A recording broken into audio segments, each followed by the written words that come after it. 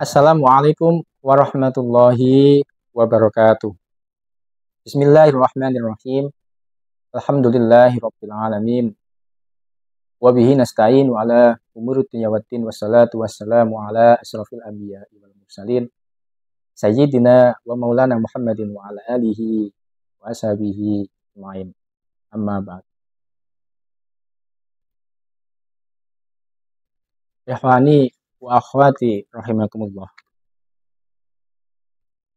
Dari hati yang suci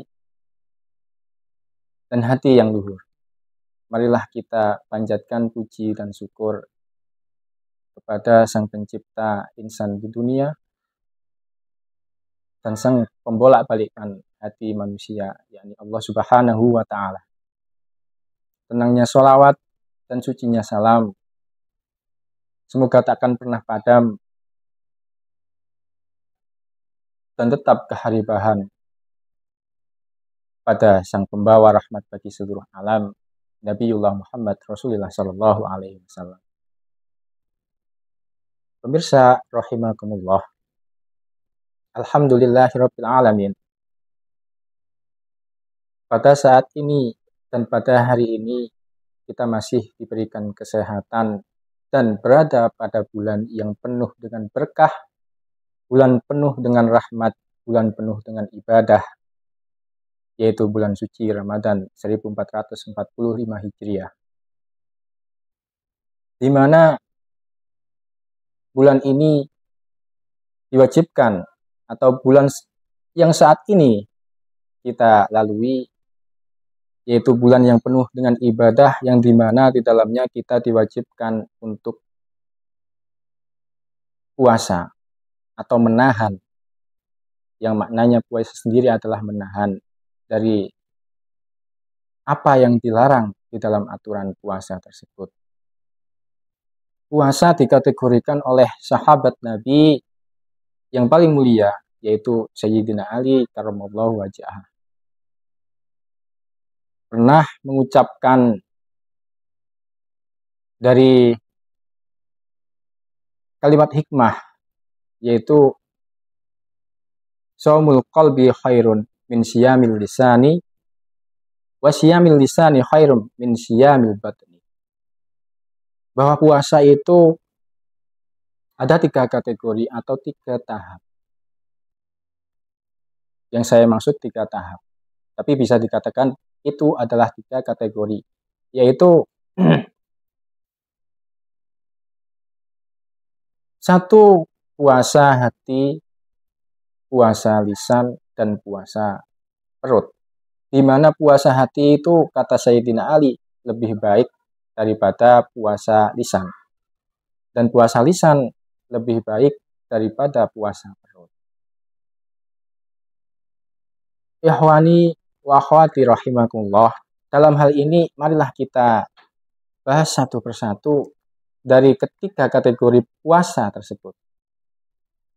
Bahwasanya puasa itu sendiri dimaknai sebagai menahan dalam hal semua aturan yang dilarang, semua hal yang dilarang di dalam aturan berpuasa. Seperti halnya pada umumnya kita jumpai dan kita alami sendiri seharian, menahan dari rasa lapar, itu adalah dikategorikan dari puasa perut. Semua kita mengalaminya di bulan Ramadan bagi orang muslim yang berpuasa. Dan yang kedua, ini yang harusnya kita tingkatkan dalam kategori atau tahapan yang kedua, yaitu puasa dari lisan kita sendiri. Puasa lisan maknanya adalah menjaga dari apa yang keluar dari lisan kita, dalam arti menahan dari apa yang kita ucapkan nantinya, lebih-lebih kalau misalkan itu tentang keburukan, itu condongnya ke arah haram. Nabi pernah berpesan kepada Sayyidina Ali dengan mengatakan dalam hadisnya, Man shoma ramadhana wajnadabal harama fihi wal buhtan. Barang siapa yang berpuasa di bulan Ramadan dan menjauhi tentang keharaman, dari keharaman yang di dalamnya dikategorikan fi wal buhtan, yang artinya menjaga lisannya dari berbagai ucapan tentang keburukan, lebih-lebih tentang kebohongan, dan lebih lagi tentang menyakiti kepada sesama, menyinggung perasaan, menggunjing, dan lain sebagainya. Apabila itu bisa kita hindari, maka itu akan diganti oleh Allah dengan pahala yang lebih dan sangat besar. Seperti lanjutan dari hadis yang disampaikan oleh Rasulullah Shallallahu Alaihi Wasallam. Radiya anhur rahman wa aujabalahul jinan. Lanjutan dari hadis yang sebelumnya tadi. Allah ridho dengan orang yang berpuasa di bulan Ramadan dengan menjauhi keharaman-keharaman yang keluar dari lisannya seperti tadi yang saya katakan di awal, berbohong, menggunjing, menyakiti yang keluar dari lisan kita.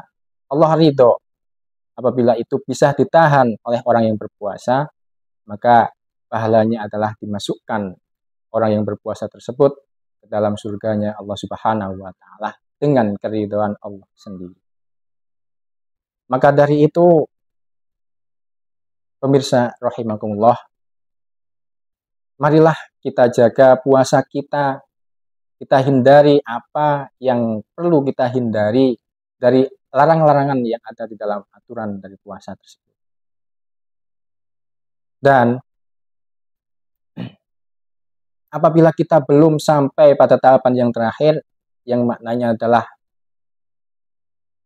shaumul qalbi, puasa hati. Paling tidak tahapan yang kedua sudah kita capai pada tahun ini. Seperti halnya bisa dikorelasikan dengan hadis Nabi yang lain. Man amana billahi wal yaumil akhir falyakul khairan aw liyasmut. Barang siapa yang beriman kepada Allah dan hari akhir, maka orang tersebut harus bisa menjaga lisannya. Dan maksudnya adalah mengeluarkan perkataan yang baik. Apabila tidak bisa mengeluarkan perkataan yang baik, lebih baiknya adalah diam. Itu adalah yang disampaikan oleh Rasulullah Shallallahu Alaihi Wasallam kepada semua umat Muslim. Pemirsa rahimakumullah,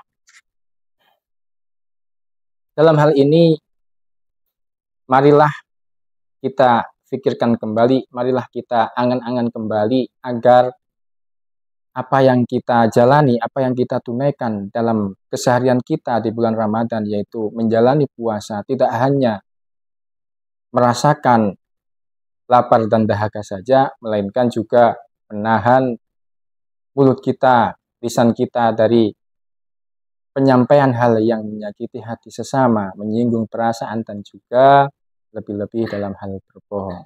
Karena itu akan mengakibatkan mendekati kepada keharaman dan menghilangkan pahala kita dalam hal berpuasa. Apabila kita tidak bisa mengatakan suatu hal kebaikan, maka kita dianjurkan untuk berdiam. Dari berdiamnya diri, dari diamnya mulut atau lisannya seorang yang berpuasa, Allah sendiri yang akan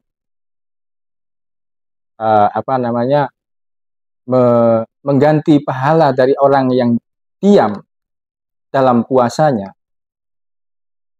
Orang yang berpuasa, diamnya orang yang berpuasa itu sama halnya dengan pahala dari orang yang berzikir atau mengingat kepada Allah Subhanahu wa Ta'ala.